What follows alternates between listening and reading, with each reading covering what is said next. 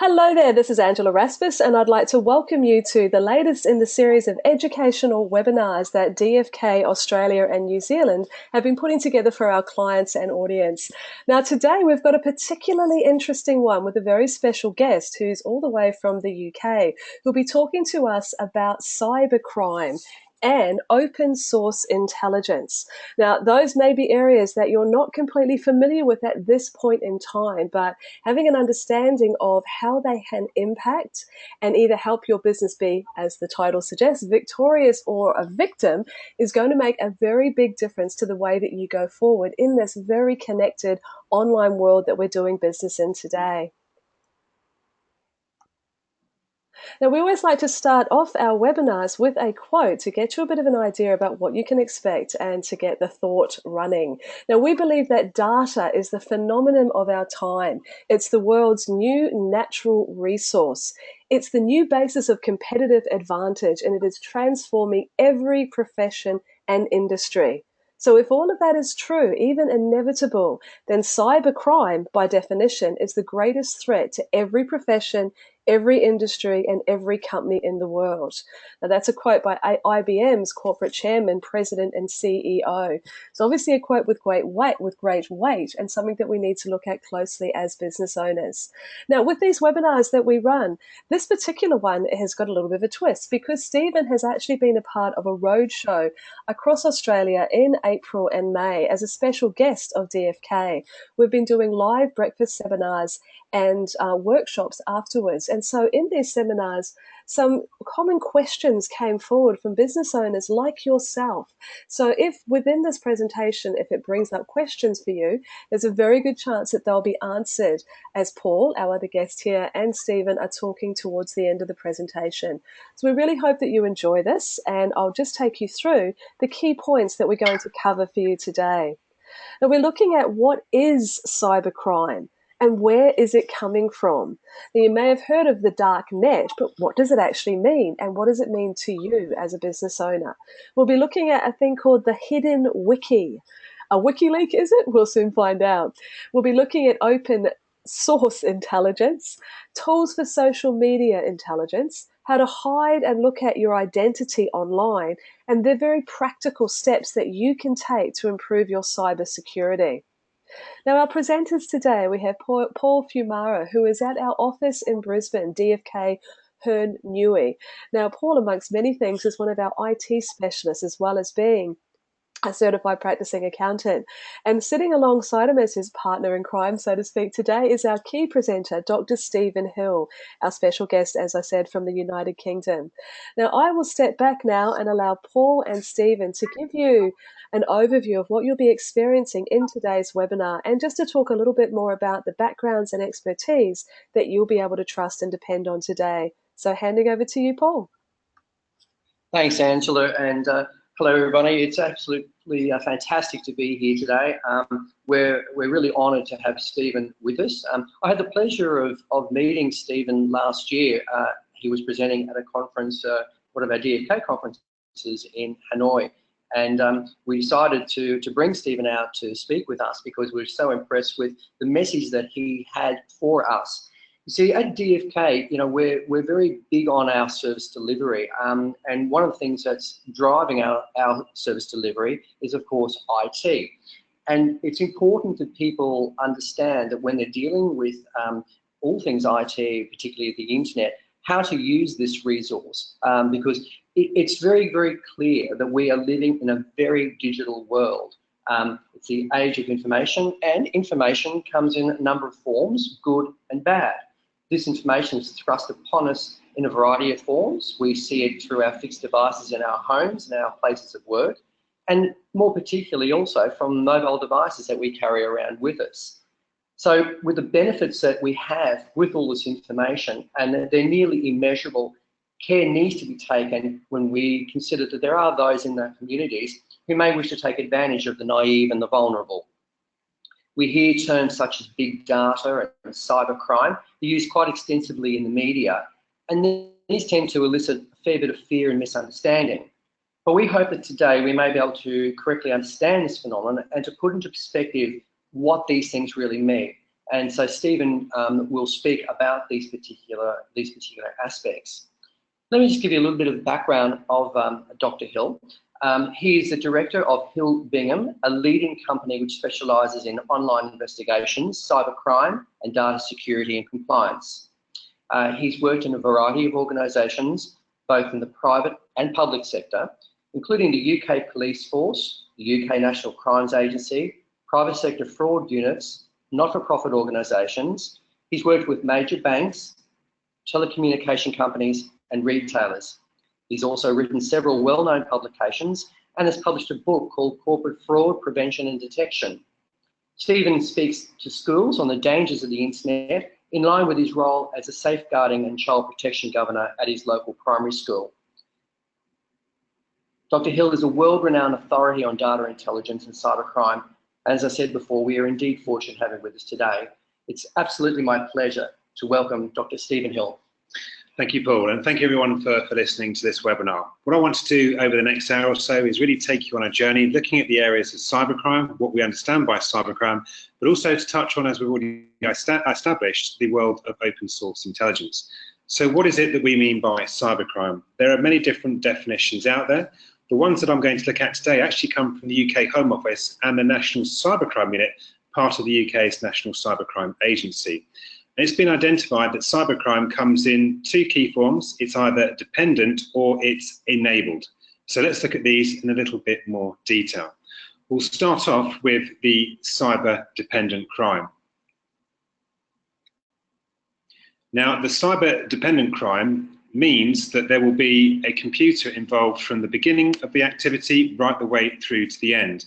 And there are many examples that we can actually see relating to this type of activity. Probably the most common that we're seeing today is that of ransomware through malicious software. Of course, we see the impact of hacking, where websites are defaced or things are taken. We still have the impact from viruses, and of course, the denial of service, or DDoS, as it's otherwise known.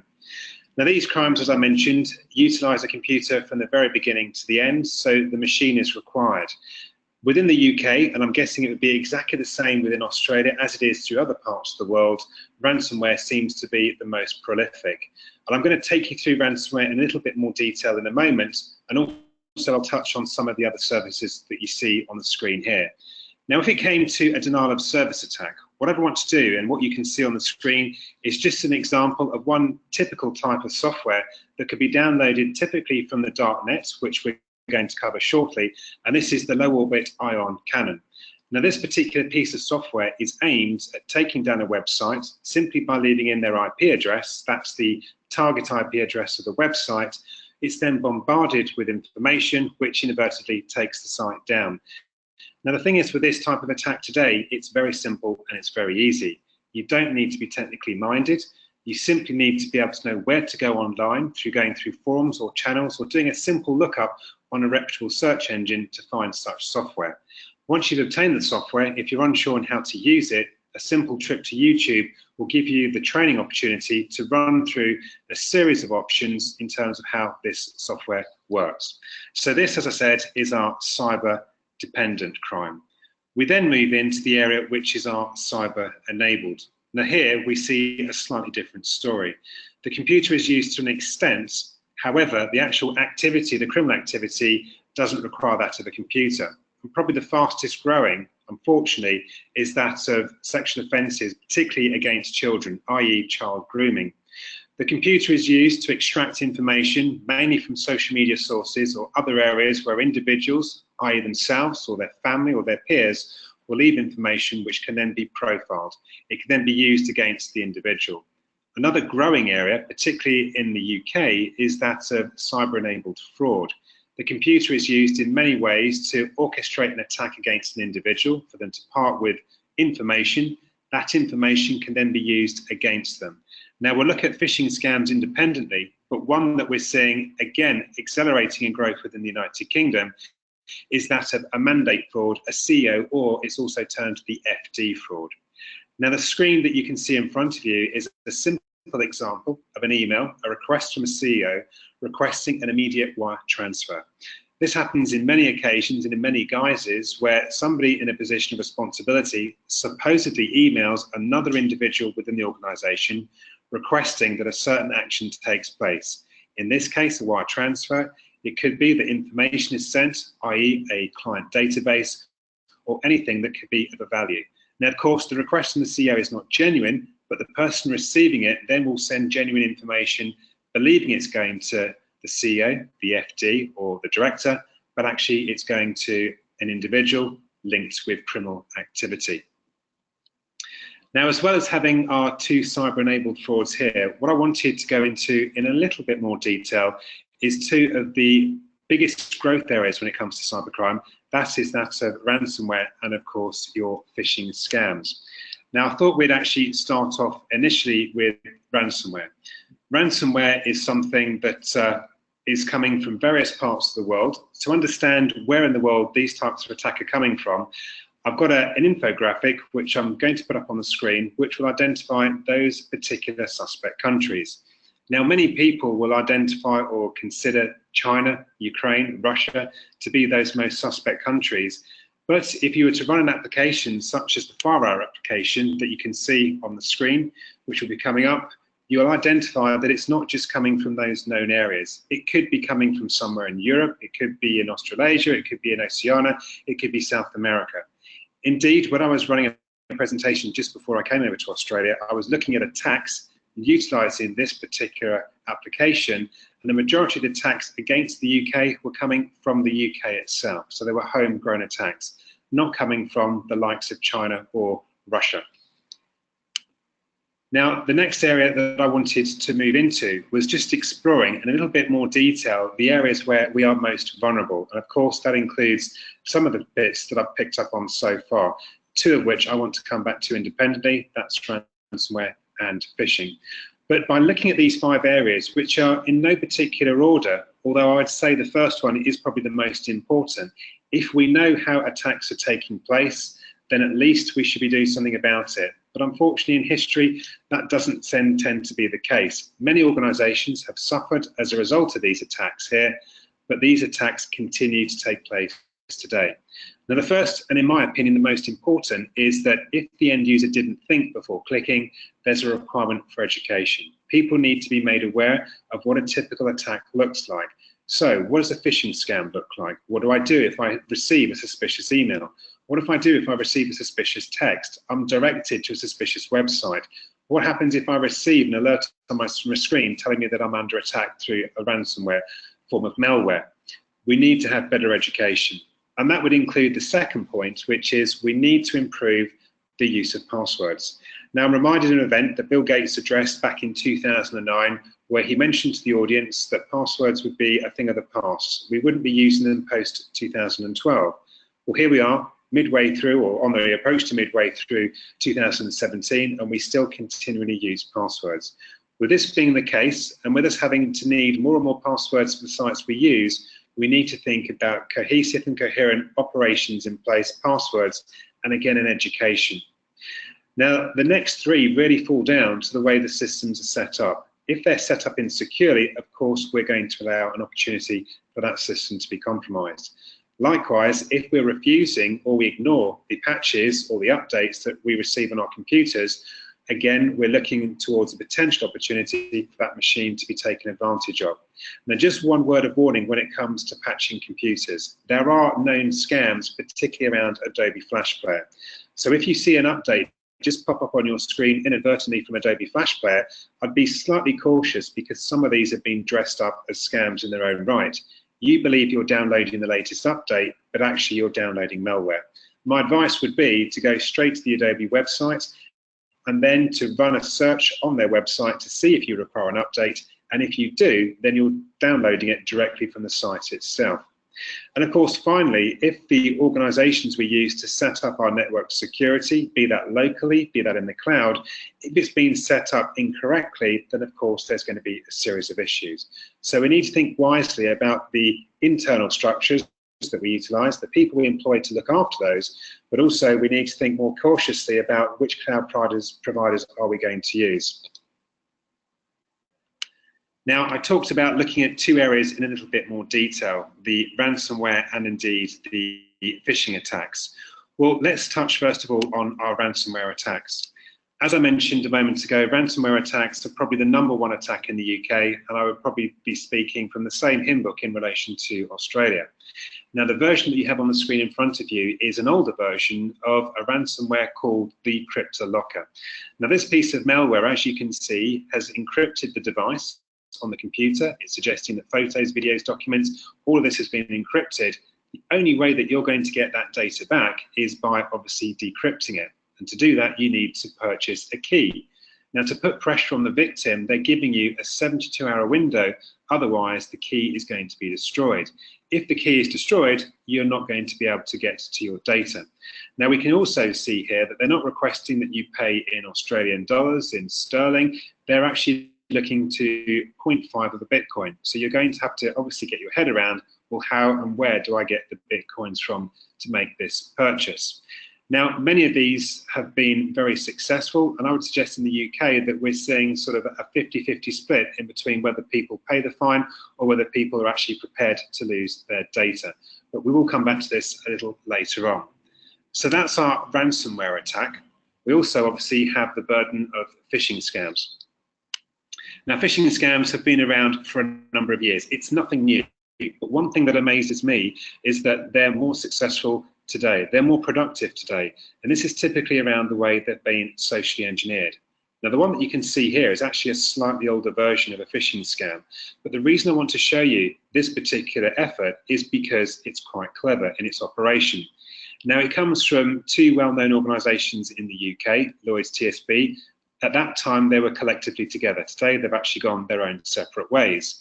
But this was aimed at Lloyds TSB customers. How did it go to Lloyds TSB customers? An email database of all the clients who banked online with this organisation was obtained, and this particular scam was orchestrated in Eastern Europe. Now, the look and feel of the email reads as though it came from a reputable organisation in terms of there's good grammar, there's no spelling mistakes. However, we should be cautious to the fact that a bank won't ask us to update our personal information. But remember, this is a few years old, so it wasn't as prominent back then as it is today. Now, the key to this scam is not the way it's been written, it's not the logo, it's actually the URL, the website address.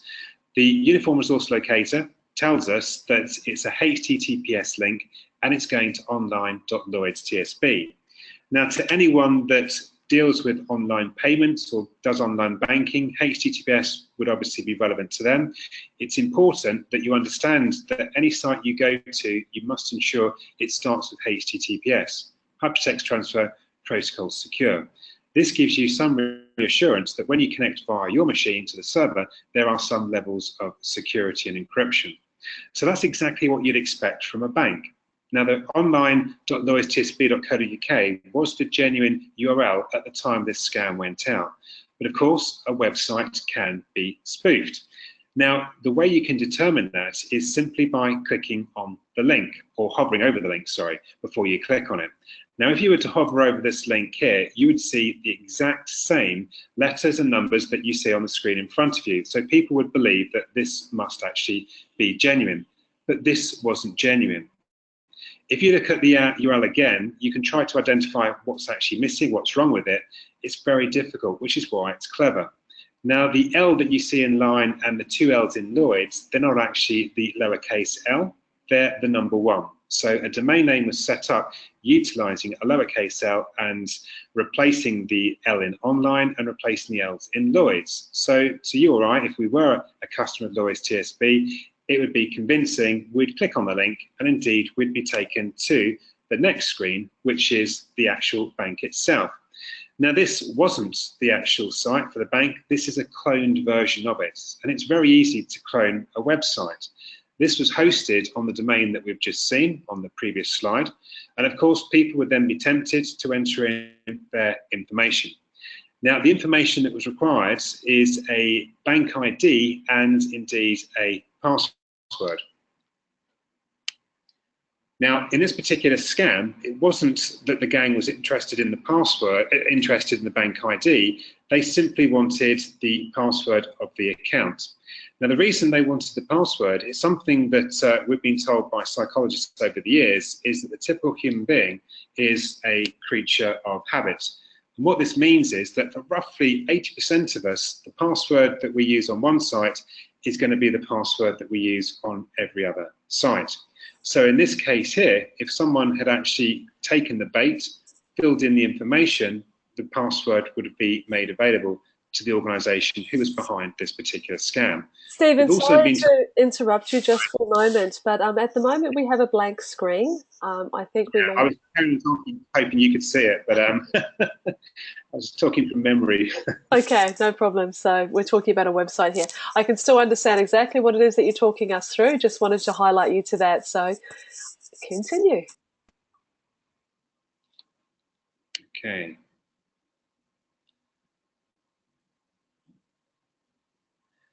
Okay, so hopefully we'll see the screen in a moment. But like I say, on average, as well as people utilising the same password, people will access websites around about 15. So if we've got 15 different websites that require a password, of course, it was very easy for this organisation to obtain the password details. Now, once the victim had clicked on proceed, believing they were going to go to the next section of this website, the screen that you see in front of you would appear, apologising for the inconvenience. This was simply a distraction.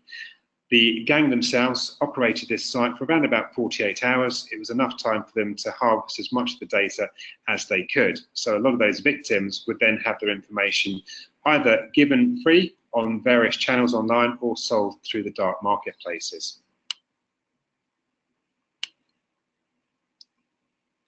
Now, what we're going to look at is we're going to look at the web in its three segments. We have the surface, we have the deep, and we have the dark net. So I'm going to go straight in to the dark net.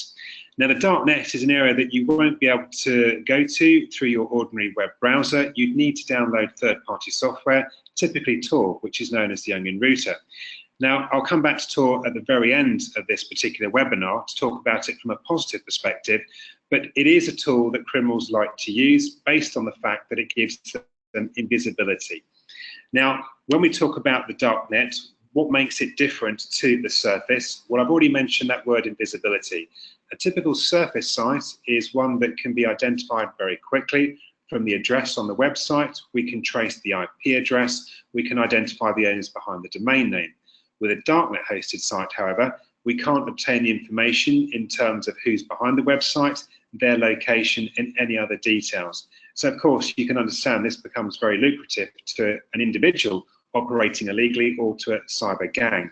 It means that, like I said, they become invisible. And based on the fact that they won't only use these darknet sites, they'll also use cryptocurrencies to receive and to send monies, it makes law enforcement's life very much a challenge. So what can we learn about the dark net? What more can we understand and what would we be able to see? Well, one of the key areas that criminals use it for is as a dark marketplace. I already mentioned Tor, but of course there are other opportunities such as I2P, and there would be many that we could include in there as well. So to take you on a short journey, looking at some of the areas that criminals would get up to, data is one of the biggest areas for them to make their money. And what you can see now is a rough guide price to how much batches of credit cards, not individual credit cards, but batches of cards would go for based on the United States, the United Kingdom, Canada, and Australia, and then, of course, from other European countries.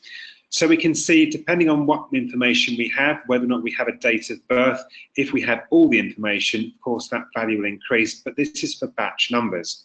One of the fastest growing areas of concern at the moment is not for the exploitation and the sell and receivership of stolen credit card details, it's for that of your medical records. And security experts have now suggested that this is the biggest area that your dark market avenues are seeing. From the example I've got on the screen here, which was from a recent source at NPR, 10 Medicare numbers, that's simply the patient's number details, went for $4,700 US. Very different to literally the pennies that the credit cards would go for. If I was to give you an indication of the United Kingdom, a credit card on average would go for 70 pence. Someone's medical data, depending on how much data you could get, would go for anything between 40 and 50 pounds. The more information you get, of course, the higher that value becomes. So that's one area, if we're storing that data, that we need to think about the safeguards. What are we doing to protect that information, which for many of us seems to be the crown jewels. So how could I obtain someone's medical data? Well, this is called Alpha Bay Market. It's one of the typical forums that you'd see on the darknet, very similar to a forum that you'd see on the surface. The difference being here that we've got individuals doing things which you wouldn't see on those surface searches. So someone has posted information that they've taken or ripped off, in their words, from a hospital, and now they're going to free up more information later on. And what we can see here is just some of the information which has sort of been made anonymous in some areas, because this is someone's actual details based on medical personnel of doctors in this hospital within the United States. Now, it's not just your Alpha Bay Markets, there are many other resources out there. So if we're unsure where to go, there's one site which is always a good starting point, and that is the Hidden Wiki. Now, the Hidden Wiki is like any formal Wikipedia site or WikiLeaks. Wiki coming from the word quick, from Hawaii, it means that we can get quick access to information. So if we want quick access to purchase stolen goods, narcotics, whatever it is that we want to retrieve, the wiki that we see here is obviously the place to go, and very different from, like I say, your conventional Wikipedia that most of us have some knowledge of. Now, it's split into categories. So some of the ones we can see here: editor's picks, volunteer, and introduction points. I'm going to go straight to a point here, which is a static shot I've got of a section which is called financial services. And under the financial services, you'll be able to see shortly, we have a series of links taking us to websites which are offering criminal services to obtain stolen PayPal accounts, stolen credit card accounts. We've got Bitcoin laundry services, escrow accounts, the sort of things that criminals would need, even sort of a Bitcoin washing machine account, which can launder, as it says here, large amount of coins without any form of intrusion from the authorities, i.e. the regulatory bodies. So your wiki site would be one to go to, but I would also be very cautious when you go to these such sites. I'll explain why I have that sort of cautionary note in a moment. The next screenshot I've got here is of another marketplace, which is now displaying various passports, driving license, and identity documents from around the world. We can see some from Australia, Latvia, Sweden, Israel, and underneath these particular postings, you'll see you've got the actual Bitcoin currency that particular person or gang behind that particular sale is looking to obtain. So like any normal website that you'd see on the surface, you simply click on buy, it gets added to your basket, and of course, once you've done all your shopping, you'd go to the checkout, and then you'd obviously make your sort of final payment using that Bitcoin. And it's not always Bitcoin that you'll see on these sites. There are a number of different cryptocurrencies out there, although Bitcoin being the most common. Quite often, I'll also see a currency in the form of Whitecoin, and also Darkcoin gets used as well. Now, the following site here is not a site which is looking to sell things like a shop front, it's a type of auction. So most of us are familiar with eBay, and we have a similar look and feel to eBay. Now, what we've got here are Canadian passports. They're not counterfeit, they're genuine ones, which obviously have been identified and found by the particular gang looking to sell these. We have 6 items, and the current bid price, when I took this screenshot, was $12,000 US. The purchase price is $17,000. I watched this auction, and when it concluded, it went to $32,000 US, and that would then be converted to the equivalent in Bitcoin. So you can see vast amounts of money have changed hands for these types of documents.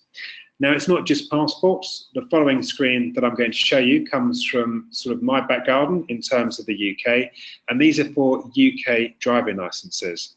Now, the screenshot I'm showing you here is just an example of one of these counterfeit driving licenses.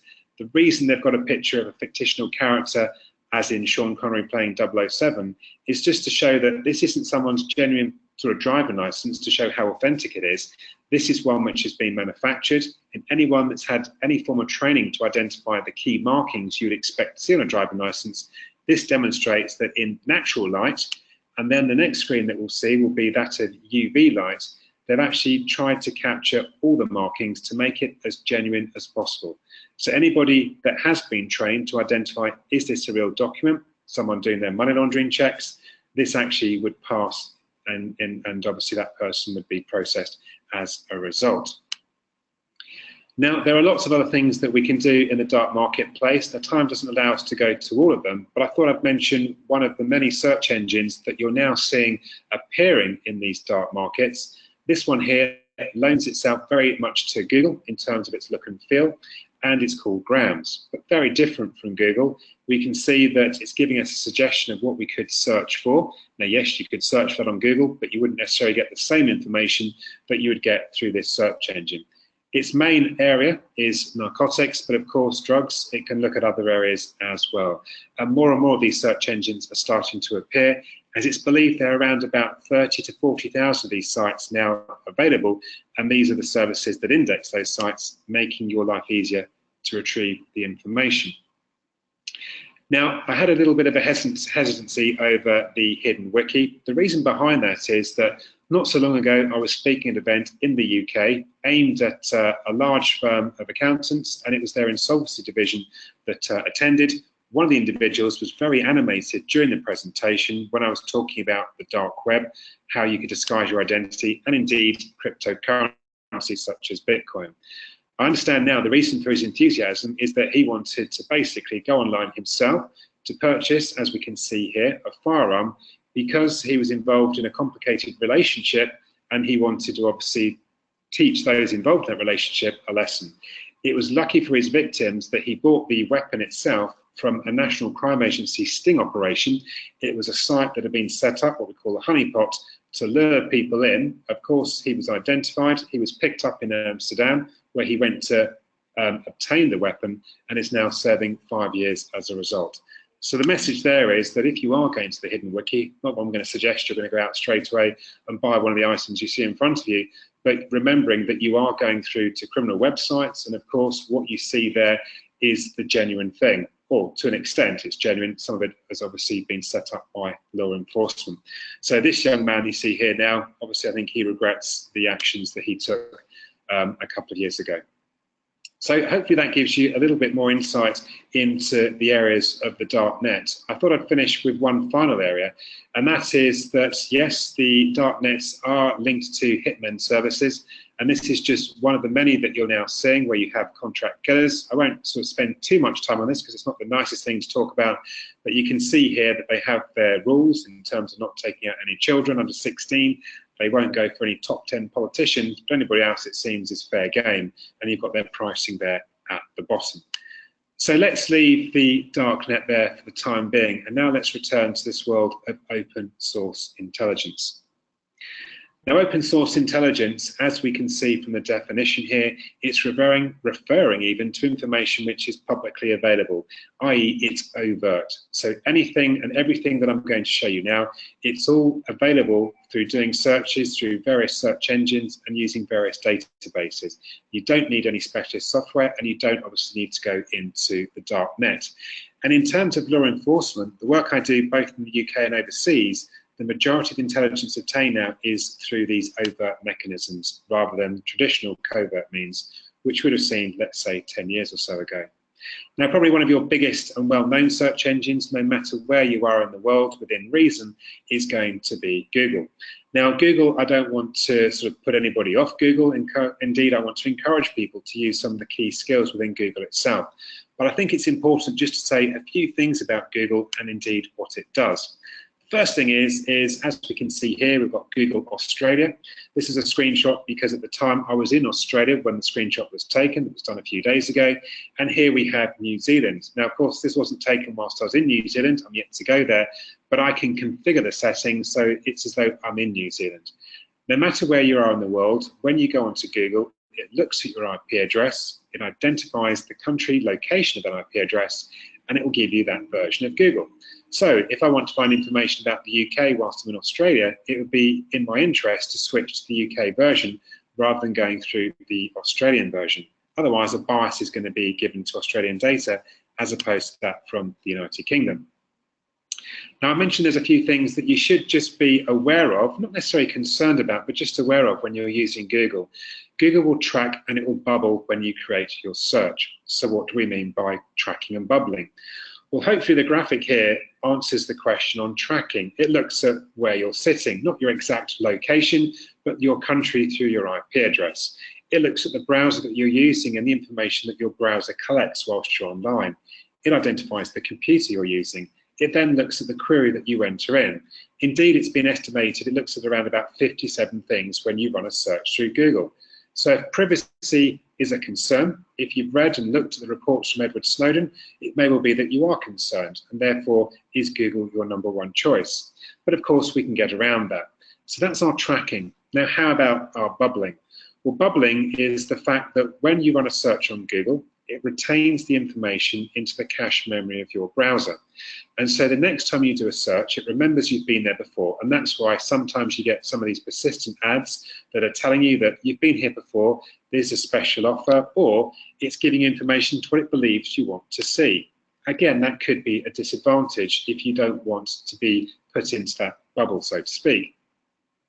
Now, let's just put that to one side and look at some of the key strengths around Google. Now, we haven't got time to go through these individually, but I just want to bring one or two to your attention. The first is its ability to look at cached pages.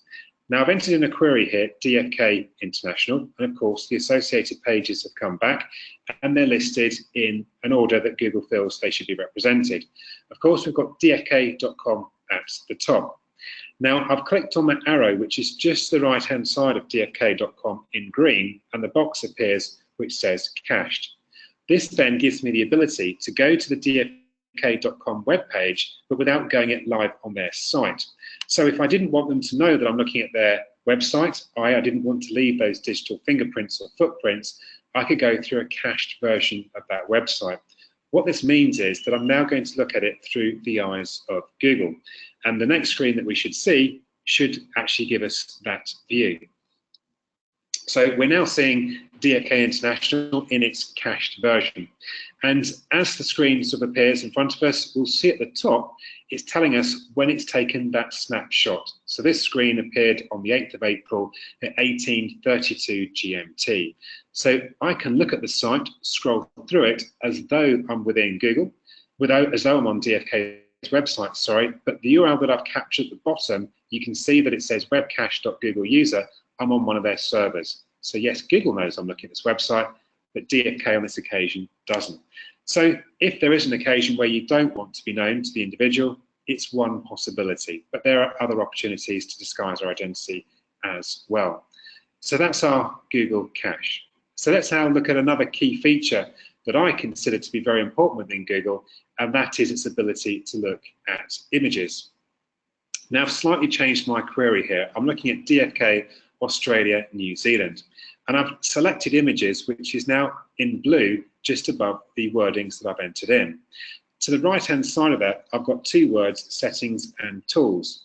Now, if I click on the word tools, another menu will appear just below where we have the terms all, news, images, etc., giving me further filters and giving me more options. And there are some very important tools that I wanted to share with you here when we do this type of search. So let's just wait for that screen to appear. Now, as it appears, you can see a sub-menu below, which starts with the word size, and we've got color, type, going right the way through to more tools.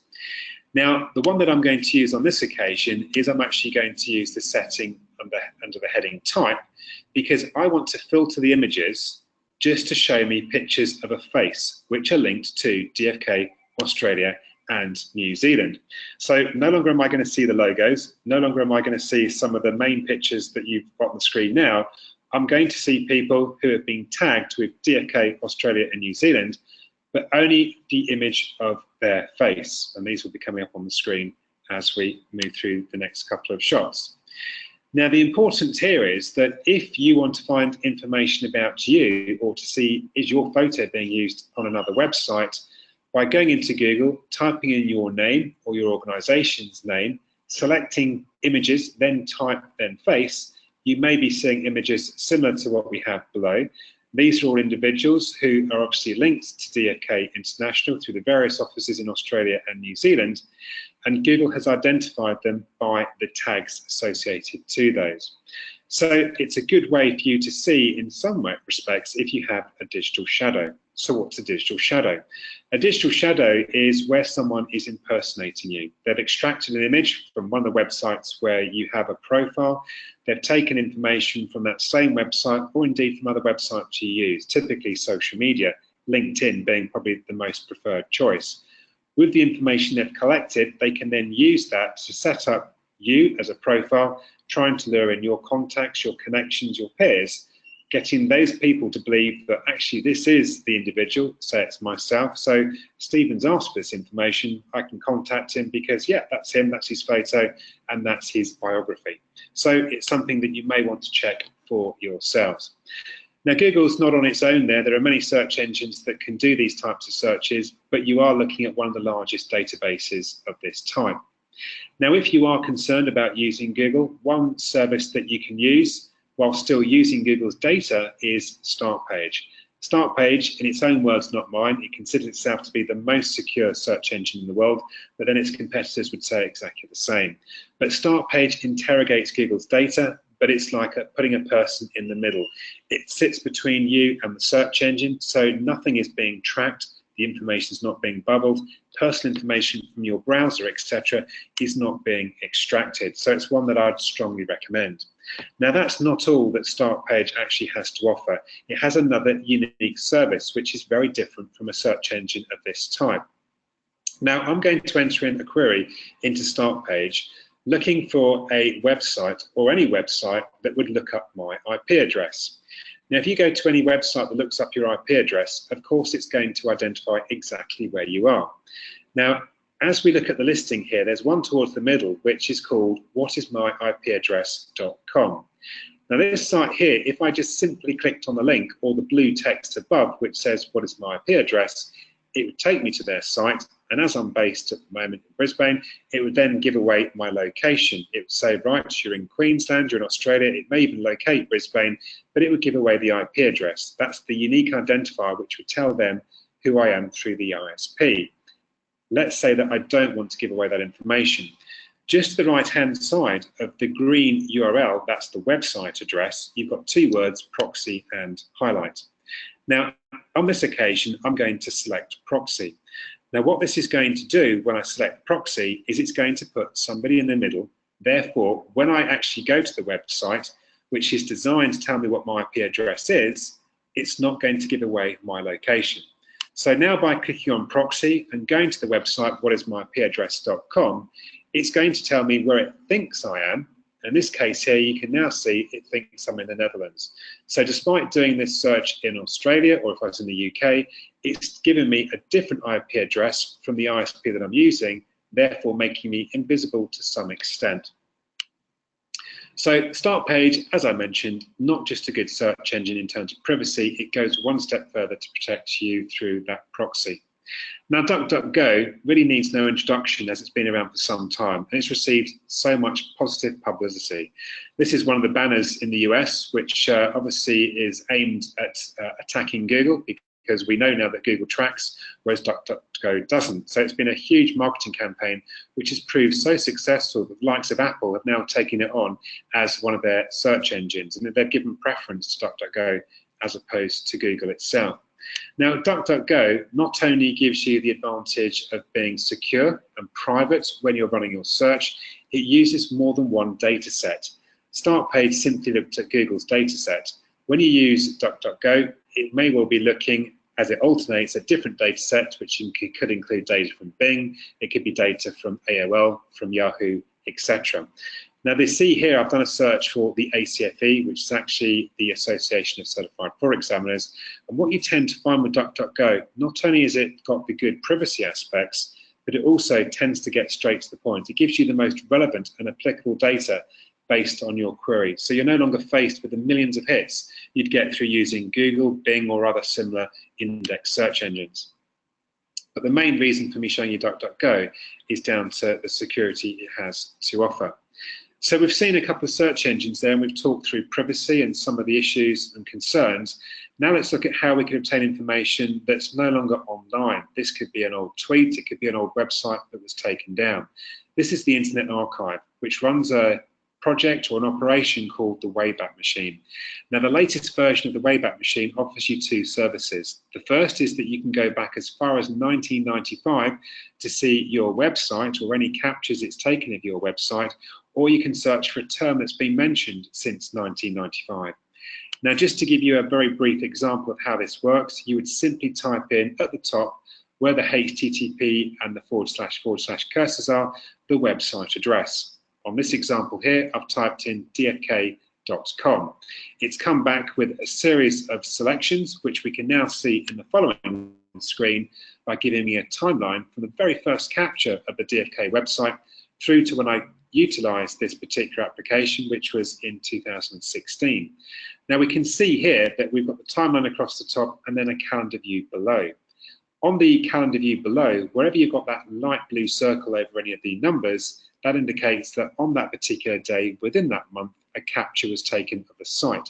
So if I want to, in this case, go as far back as 2004, when the first archive was made, I can click on the 1st of April, which at 11 o'clock in the evening GMT, the first snapshot was taken. By clicking on that link, i.e. the time, it's going to take me to the website as it was back in 2004. So it looks very different today, but this gives you a perfect example of how that Wayback Machine works.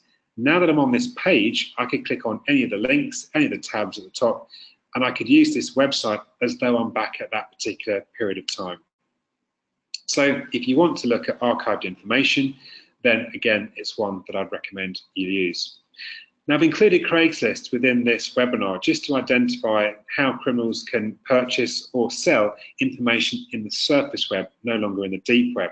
Now, Craigslist, I must stress at this point, has nothing to do with the activity. It's just used as a vehicle for some of the individuals that utilise or abuse this site. Now, a classified site, as you're aware, is where you can purchase anything or sell anything, from your bicycle to a cot to, let's say, a pair of jeans that you no longer use. But of course, criminals will also use it as a form of selling or buying, in this case, an example I'm going to give you, narcotics or drugs. And it will demonstrate the naivety of some of the individuals that actually use this service. So hopefully in a moment, we'll see a screenshot that I've got of the London version of Craigslist. And I'm going to type in a keyword search just to demonstrate the information that we'd retrieve. So hopefully we'll see this in a moment. It's coming up on our screen. So here we go. So what we've got is a typical static screenshot of Craigslist. We can see London, UK, the top center. And over on the left-hand side where it says search Craigslist, I'm now going to enter in my query. Now the query I'm entering in here is not the usual type of query. I'm going to type in a number. Now the number I'm going to enter in a moment is going to be 420. Now 420 is actually a code word for marijuana, for weed, for whatever you want to refer to it as. And many of the drugs will have this type of code word. The criminals believe it's an easier way for them to disguise what it is they're going up to. We can see here we've got 391 postings of 420 in the for sale section of Craigslist. Let's just go and have a look what they have to offer. So by clicking on the 391, it's now going to take me to the next page, which is going to show you the items listed under this category. Now, it will show you things that I'm hoping you're going to see in a moment, but also there could be an item whereby 420 is in the title. For example, there's a brand of welding device which is known by the 420, so you may well see welders in this extraction as well. So let's just bring on the next screen and we should hopefully see some of those items for sale, which we can see coming up here. So what we've got appearing on the screen now is these are people advertising these various items. I'm going to click on the bottom right hand side just to show you the naivety of some of our sort of individuals that utilize this. So although this is not direct cybercrime, this is cyber-enabled crime. This is a platform which is being used to enable another crime, which is obviously the sale of illegal substances. And what we've got here on the right-hand side, we can clearly see we've got the location of Mill Road on the A217, which is just in Greater London. So not too easy to not too difficult, sorry, to identify where the individual is selling these particular packages, which they're nicely marking up with a Sharpie. So that's our Craigslist. Again, something that you could look at within the surface web. Now, thinking still about the surface web, when items are stolen, they tend to get posted onto classified sites such as Craigslist, or indeed they'll find their way onto auctions, eBay being the largest. Now, if, for example, the item that was taken, in the case I've got here, was a diamond ring, I'm using a different service here to eBay. I'm using Fat Fingers. Now, Fat Fingers is designed to explore and search eBay, but it runs a series of algorithms that look for the misspelling of the word diamond or the word ring. So I'm going to find everything that's listed which has either been a typo or the individual simply hasn't spelt it correctly. And it gives me a good indication, I'm just going to run my search now, of who is actually looking at the site, and in many cases no one else will be looking, i.e. there are no watchers and we see no bids at all. But we have two items that are both here, and actually both these auctions ended with nobody purchasing the items, because we can see in both examples the word diamond has been misspelt. So anytime you want to search for anything, whether you're looking for stolen items or indeed, for your own advantage, you want to find yourself a deal, then it's a good site for you to look at. Now, just one final site which, again, I'd encourage you to look at after this webinar. It's a site which is used by criminals, but it's not a criminal site, it's Pastebin. Pastebin is one of the many paste sites that are actually designed for software developers. It's where they actually store large amounts of text and coding which can be shared with others. But your hacktivist groups, your criminal hackers, they like to use these services to upload information that they've extracted or taken. So the example I'm going to show you now is through the site pastebin.com. And in the top right-hand corner, we have a magnifying glass on the word search. And in the example, I've typed in the word password, and the following results have actually appeared. Now, the next screenshot that I'm going to show you is that I was actually looking for French passwords. So what we're going to see now are a series of accounts, which are French email accounts, which have been compromised, but not only have the actual email accounts have the email address displayed, on the majority of them here, actually all of them, we can see there's the associated password. So we've got 2,397 rows, so that means there are over 2,000 different entries here, whereby the email address, we've got Yahoo, we've got Orange, we've got Gmail, and their associated passwords have been made available. Now, the URL to the right-hand side would take you straight to this site, or if you want to try it for yourself, go to Pastebin, type in password, or even type in credit card to see what sort of information you would get back. This is freely available, and it's basically put up on these sites because hacktivists, it's something they do. They believe themselves to be the internet of the Robin Hoods of the internet, and they believe that everyone should have access to this information. Now let's just look in this next segment at information that we can extract through social media. Social media now is the largest part of the web, and it also tips into an area we call the dark web. The examples I've got on the screen here are from criminals themselves, individuals that just use social media to boast about what they've been up to.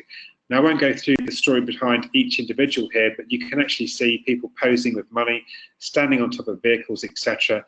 These are individuals who have done a crime and they've bragged about it on Instagram, on Facebook, or they've uploaded video to YouTube. Now, the next example I'll show you comes directly from the UK, and one of the publications I've extracted this from is the Daily Mail. Now, some of you may be familiar with the Daily Mail. It's a newspaper that not many people in the UK take seriously, but one of the headlines I came across recently is "Teenager eats a cash sandwich." And the top left-hand corner of your screen, you can indeed see a teenager who's put a series of £50 notes between two pieces of white bread and is enjoying tucking into that particular sandwich, just bragging about what he's been up to.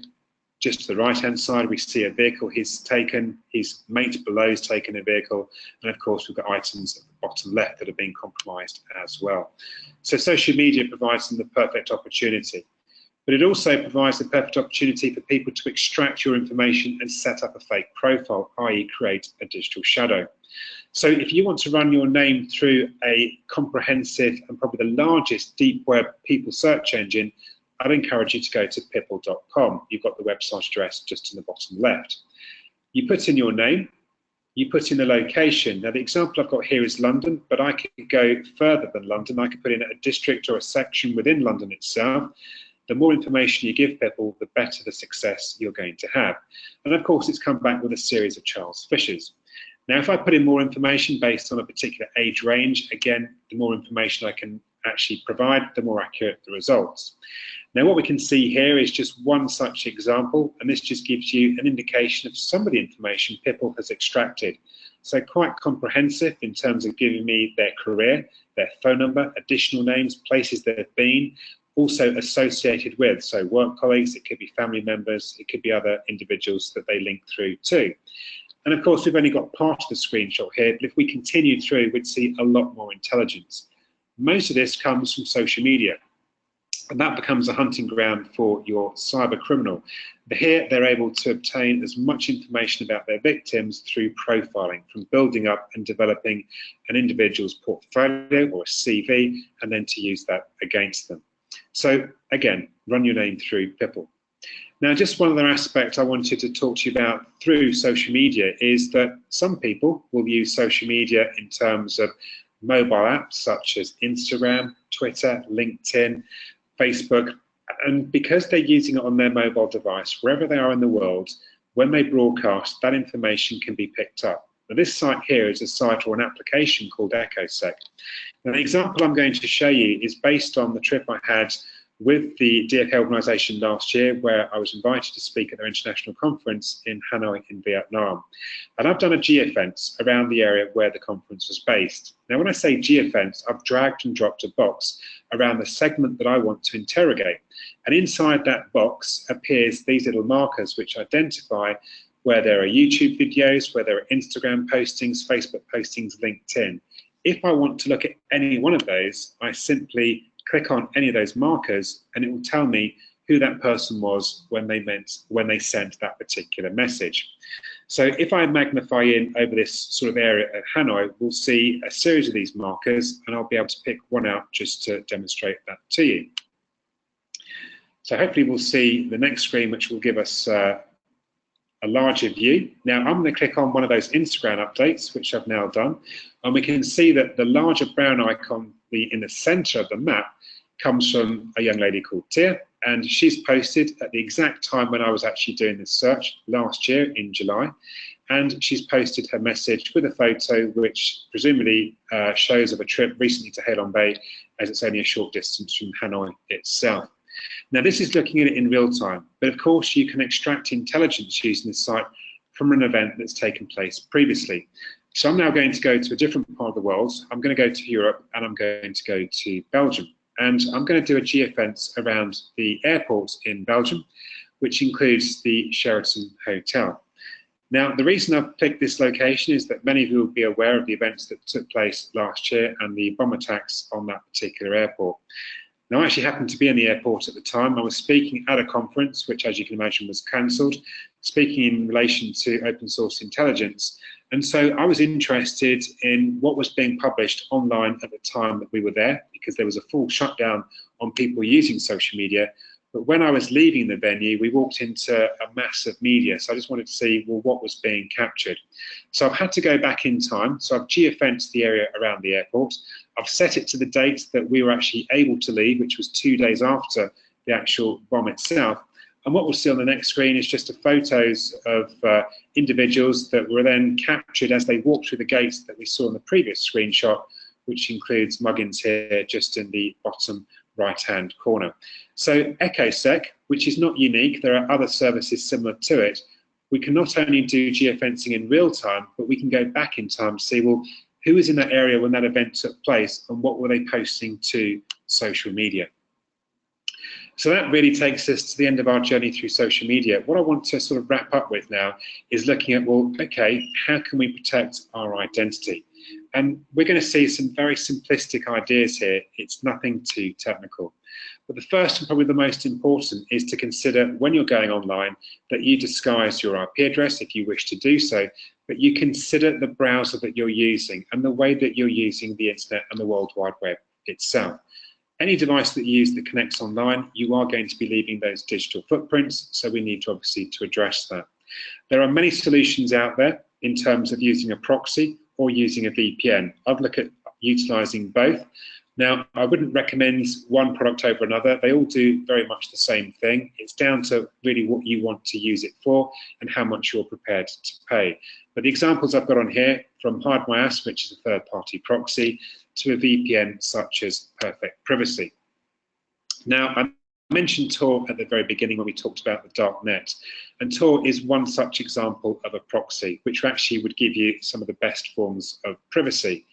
Now, Tor was developed by the US Navy, and it was developed for them to go basically undercover when they're online. So their identity of their location couldn't be identified easily.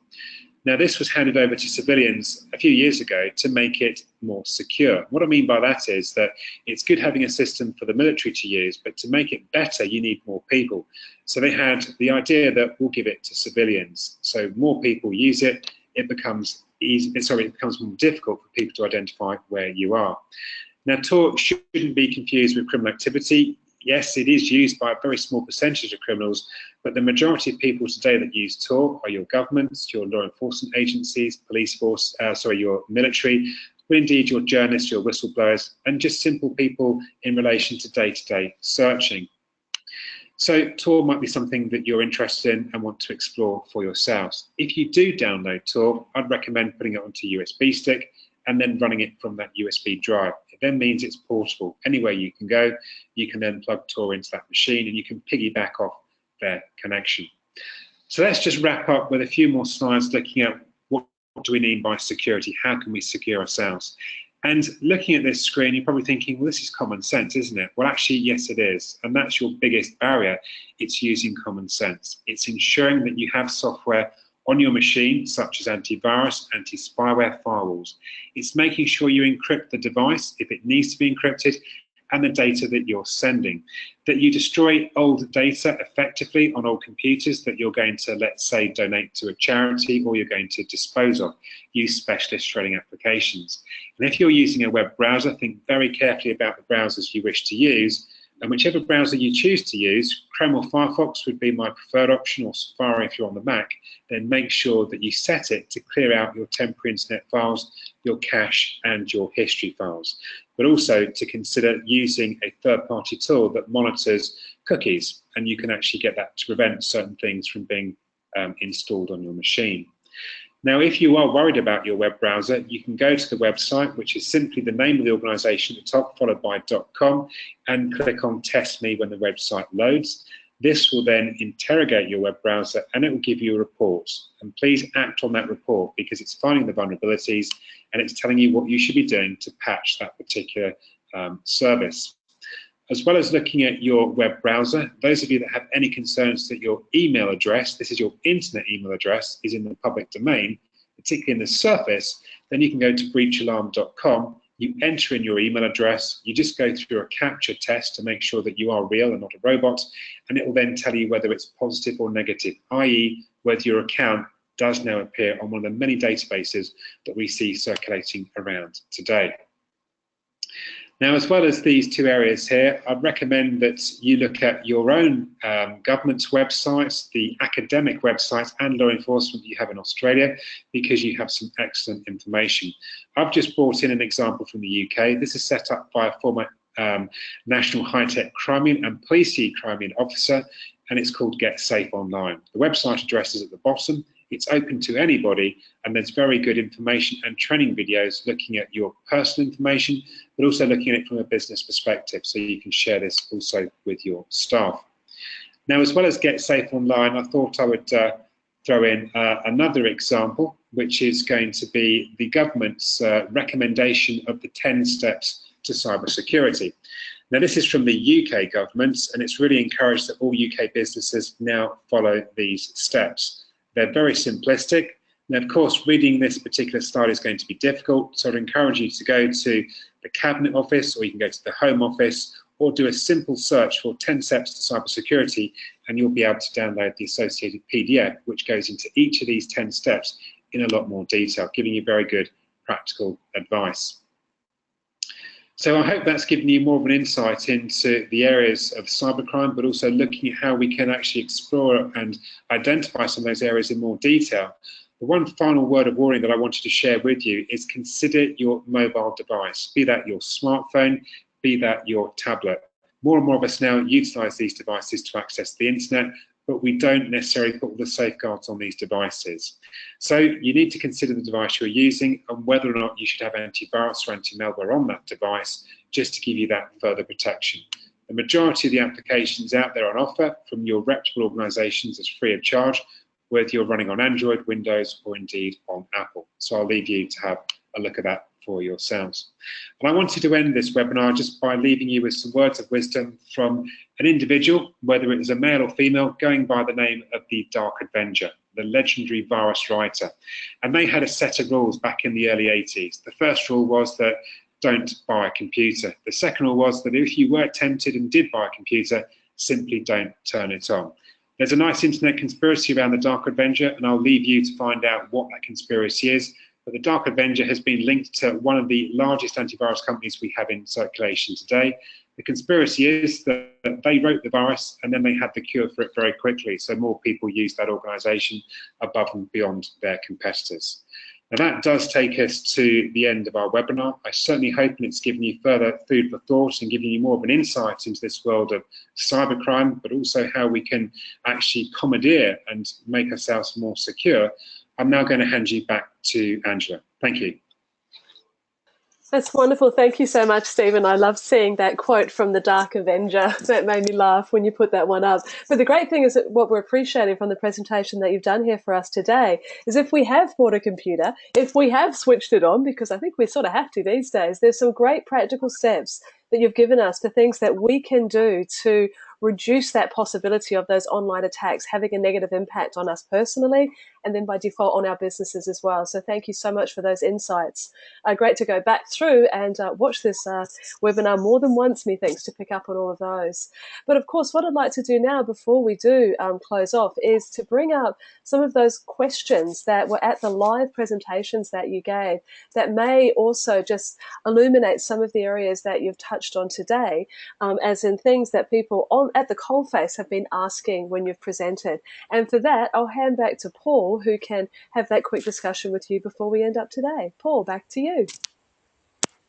Thanks, Angela. Yes, look, we've had a whole range of questions that our guests have been asking Dr. Hill. But one that came up quite a bit was, obviously we need to keep a lot of passwords, and the effectiveness of our passwords is often a question that's asked. So the question that I put to Dr. Hill is, when we're asked to provide passwords, what are your recommendations for effective password management?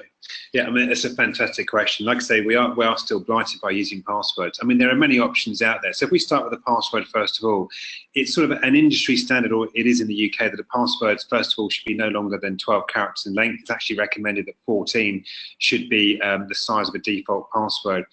In terms of the password itself, it should be a combination of letters and numbers, uppercase, lowercase. Now, I think I mentioned earlier that on average, people have to remember 15 different passwords for the sites they connect to. That's going to be a huge problem if we have to remember 15 passwords of between 12 and 14 characters of things that we're not going to remember. Now, there are solutions out there in terms of your password management tools. I mean, personally, I use LastPass, which is a password tool which allows me to have all my internet sites added to this particular piece of software. I just connect to LastPass through a series of processes, so it's not an easy thing to connect to. I then click on a link. So if I want to go to Facebook, it will then connect me to Facebook using an encrypted password, which I don't need to remember, but obviously I can connect safely. The beauty with it as well is it will only work on the machine that you install it on. However, if you want to use an alien machine, i.e. a third-party machine, it will send you a message to your mobile phone giving you a one-time access code so you can access it on that device. Now, LastPass is one of many, but more and more people are now being encouraged to use these particular solutions. But the key rule here is please don't share your passwords with other individuals, but also make sure that each site has a different password, because that, as I said earlier, is the biggest exposure, as we saw from that Lloyds TSB example. So hopefully that gives a bit more insight there. Fantastic advice there, Stephen. The other question we have is, you do a lot of work with your local school as a child protection governor. What advice do you have for the parents of children and the children themselves when accessing information on the internet? Yeah, I mean, that's a question that I would echo from the UK as well. It's the #1 concern. And as a parent myself of 2 young daughters, of course, we all have these issues and concerns. The most important point here is that we can't deny our children access to the internet or these devices. Otherwise, we'd be making them sort of the odd one out at school. We really need to embrace it as much as we can, but we need to think about the safeguards. And a lot of that comes down to talking to our children. There are many good programs that are operating in schools, and back in the UK, cyber sort of training for children. When I say cyber training, it's more general awareness, i.e. my young daughter, every time she comes home, she keeps talking about, you know, stranger danger in terms of, you know, you shouldn't talk to people, give away your age. So it's encouraging the schools to do more and playing their part in safeguarding, but there are lots of parental tools that are available through many different resources that will give you further advice, things that you can put on your child's device, but also your ISP, your internet service provider, will now offer you full parental sort of control, so certain sites can't be accessed. So again, it's embrace it, get involved with it, understand it, but it's of course being cautious and just making sure that you've got all those relevant things installed that you need to install, and just having that general awareness. When it comes to people posting photos online, again, I have lots of questions. Is it safe? Is it secure? It's something that personally I don't do with my own kids. Actually, my family like to post photos, and I say, well, actually, I'd rather you don't. But anyone that does post photos, if you are posting photos, there are ways of you removing the metadata from the image. Although if you are posting it to Facebook or to Instagram, they will now do that for you as a form of privacy. So that photo can't be traced to its location or who was actually within the photo itself. So there's an awful lot of information that's now readily available. Great. We've talked a lot about our digital footprint. So one of the questions that people were asking was, if the digital footprint has already been left on the web, is there a way to wipe it clean, or is it really there forever? Yeah, I mean, there's this sort of saying, once online, always online. And to an extent, that's true. But there are now mechanisms for you to reduce and to remove this information. We are a little bit more fortunate in the UK, as we are still part of the European Union, that there is this right to be forgotten, where we can put pressure on, let's say, a Google or a Facebook to remove the information. But certainly you could do that within Australia as well, by actually going to the website concerned, saying that this information, I no longer want it to be there, I'd like it to be removed, and hopefully they'll then take action. If there's a website that is running and you don't want that website to be up and running anymore, or you believe it's of detriment to, let's say, your organisation because it's saying malicious things, you can go to your ISP, you can ask them to remove, you can go to your police force. But what I'd also recommend is going through a body called ICANN. This is ICANN.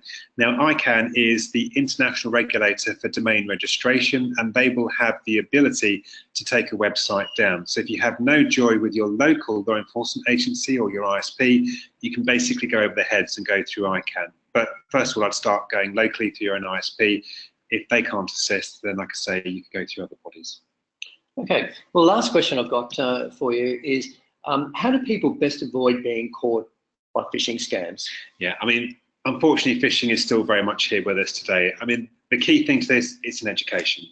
There are many programs available now on phishing training. I'm surprised that banks are now buying into this, that they're actually putting their staff through phishing training opportunities so they know what to look out for. As well as having the actual education itself, people knowing what they should and shouldn't do, it's ensuring that the systems have been hardened. So that's obviously your IT provider or your IT department putting in the relevant filters to remove the known phishing scams, which can be added to sort of your spam filters. But of course, if you are taken in by one of these scams and you do click on the links, then of course the best advice there is to come away from that site straight away and to do as much as you can to run a antivirus, anti-malware scam, just in case your machine has been a victim. What I wouldn't do, which is something my parents tend to do, is respond to the actual scam itself saying, I know you're a phishing scam, please don't send me any more of these emails. It's not going to get you anywhere, simply just delete it. But it's an education, it's also your systems can be set up to provide as much deterrent as possible. But if you do find yourself clicking on those links and you then realise that, hang on, this is too suspicious, obviously shut down that site, and I would just run a sweep on your computer just to make sure no malicious software has been downloaded as a result. That's fantastic advice, Stephen. Well, that's all from us. So, Angela, I might just hand back to you. Thank you.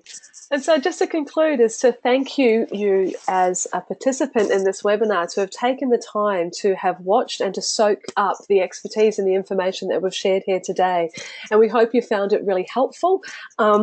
Sometimes when you're first listening to all of these pieces, it can feel a little overwhelming, but if we break it down into the most important steps that you can take to protect yourself and your business online, there's definite actions that you can take as a first step. Now, this webinar, as I mentioned at the beginning, was one in a series of educational webinars we regularly run through DFK Australia and New Zealand, and we will keep you informed of other ones that are coming up that may be of use to you. But at this point in time, in case DFK is a new idea to you, these are the other areas in which we can help. First and foremost, we are accountants and business advisors, independent association members across Australia and New Zealand. But right up the top, we are moving forward with the digital delivery of professional services, and we are committed to ensuring that is delivered to you in a safe and secure environment.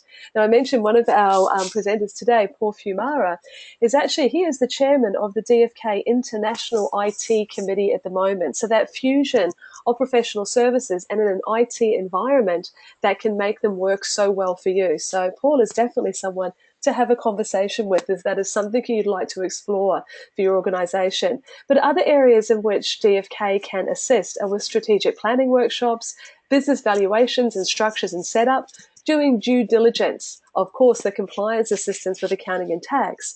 But we also move into the areas of external non-executive director services, regular coaching meetings, and so much more.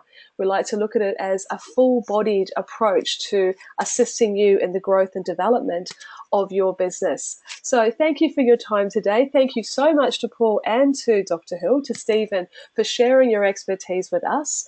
And if you're looking to move forward with any of these areas, then we encourage you to get in contact for a complimentary exploration and conversation to see how we can assist you in your business growth. If you visit the website down below, www.dfkanz.com, and explore the world of connection and service that's available to you through our offices. So thanks again for your time. Take care, and we will be back with another webinar in the future.